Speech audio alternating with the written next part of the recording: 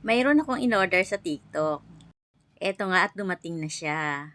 Curious lang kasi ako dito. Gusto kong subukan tikman. Yaran, ayan siya oh. Lagi ko tong napapanood sa TikTok. Para bang ang sarap ng chips na gulay na to. Ngayon, matitikman ko na siya. Ako'y mahilig sa gulay, kaya tatry ko tong tikman. At may napanood pa akong isang content creator. Abay, niluto pa. Isinama sa kanyang lutuin.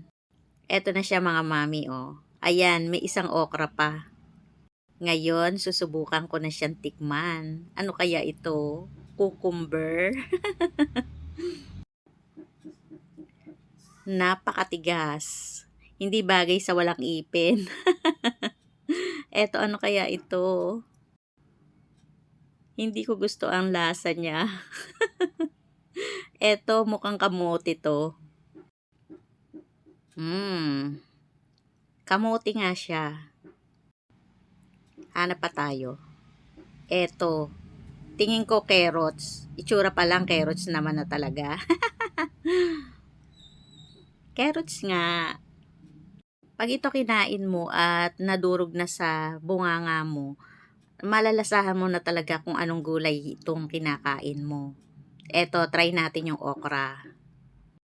Napakalutong niya. Ayan o, merong buto sa loob. Okra nga siya. At napakadulas din sa loob ng bunganga pag nanguya mo na. Eto, try natin to. Ano kaya to? Parang talong. Eto, walaan ko to, kalabasa. Kasi ayan, may balat pa. O, diba? Kalabasa nga siya. Manamis-namis. Eto, itsura pa lang, saging na. Banana chip. Masarap to. Banana chip ang lasa talaga. Parang chichirya lang siya talaga. Maalat. Maalat-alat. Ganon. Now I know. Natikman ko na rin siya sa wakas.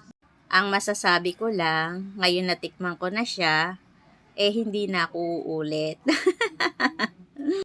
Mas masarap pa rin talaga yung tunay na gulay. Mas gusto ko pa rin kainin yon. Sabi kasi, pag hindi ka mahilig sa gulay, eto try mo. Gulay chips. Para sa akin, mas bet ko yung gulay talaga.